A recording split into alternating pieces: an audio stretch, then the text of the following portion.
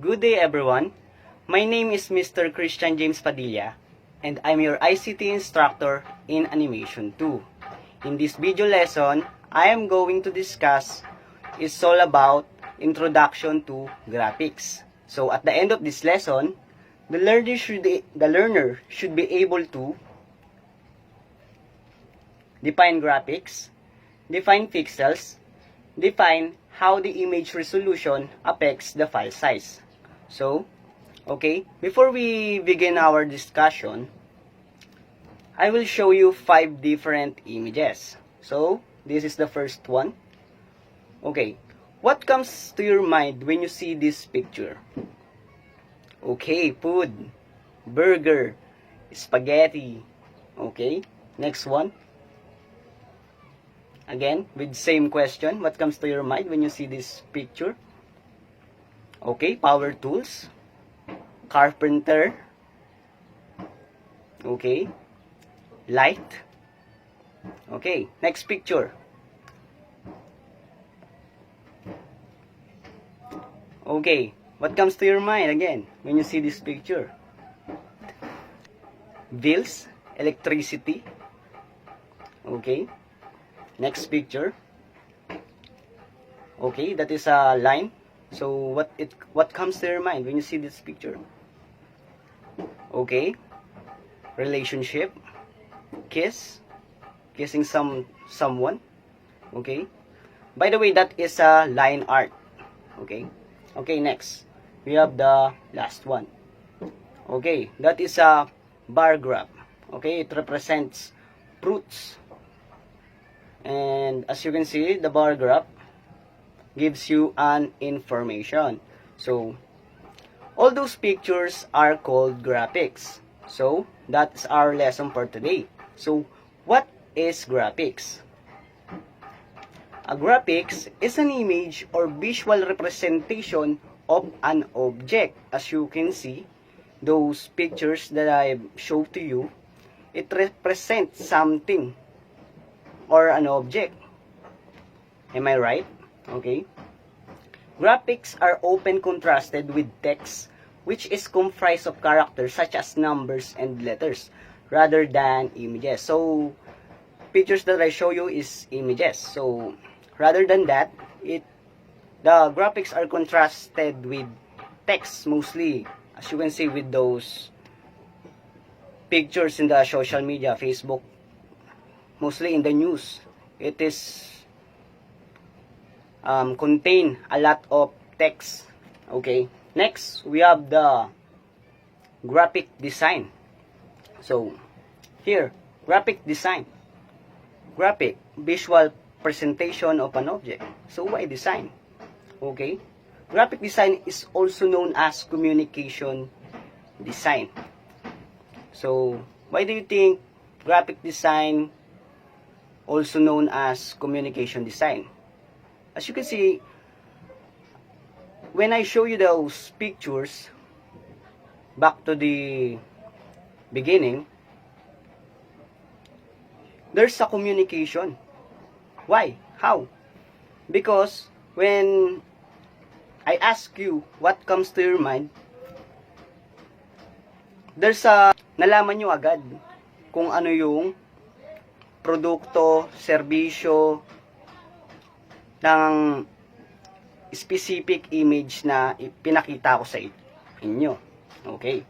So, let's continue.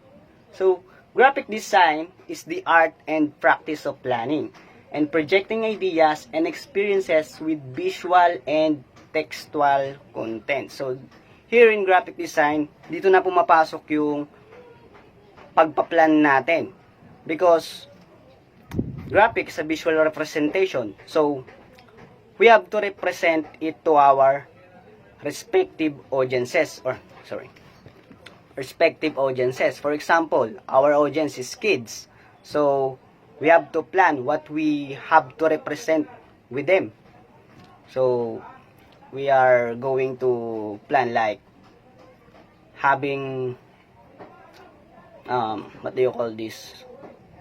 Visual presentation like toys to make them more, what do you call this, attract.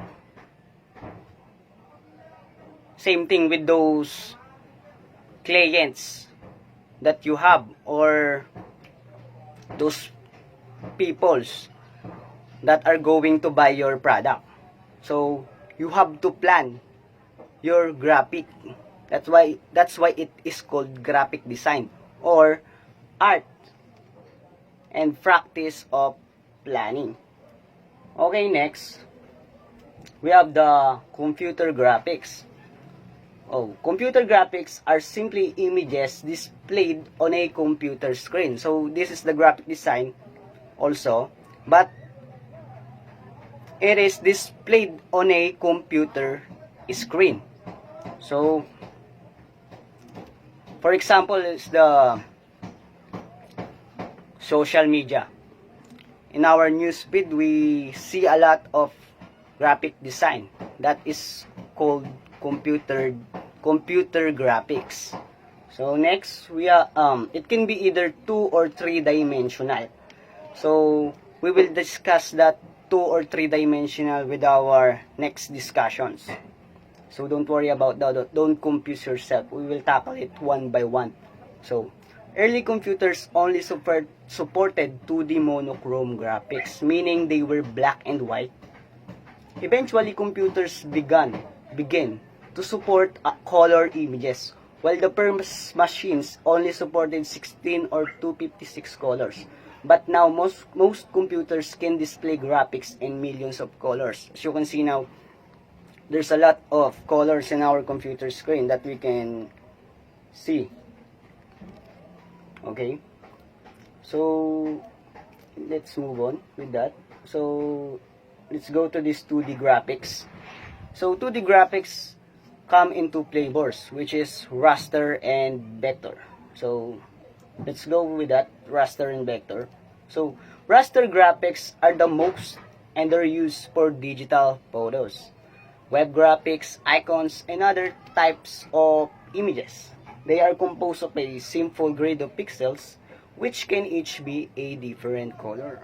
As you can see with those pictures in the Facebook, or those pictures in your smartphones, that is all a raster graphics. If you zoom in a raster graphics, you will see a grid of pixels. That's why that's the identification of a raster graphics. If you see a grid of pixels, it is called a raster graphics. So next we have here a vector graphics. On the other hand, are made up of paths, which compose of points, lines, shapes, letters, or other scalable objects. Scalable means it can expand. It can expand without decreasing its quality. Unlike the raster graphics, if you zoom in it, it will be pixelated. That's why you will see pixels, the grid of pixels. But here in vector graphics, you cannot see that pixels because it is composed of flat or solid colors. This type of image can be enlarged or magnified without regarding the quality of image. They are often used for creating logos, signs, and other types of drawings. Back to beginning, those are logos. As you can see, the Jollibee, Meralco, and the Ace Hardware. That is a vector graphics. So that's the end of the lesson for today. To wrap up this lesson, I will give you these two questions.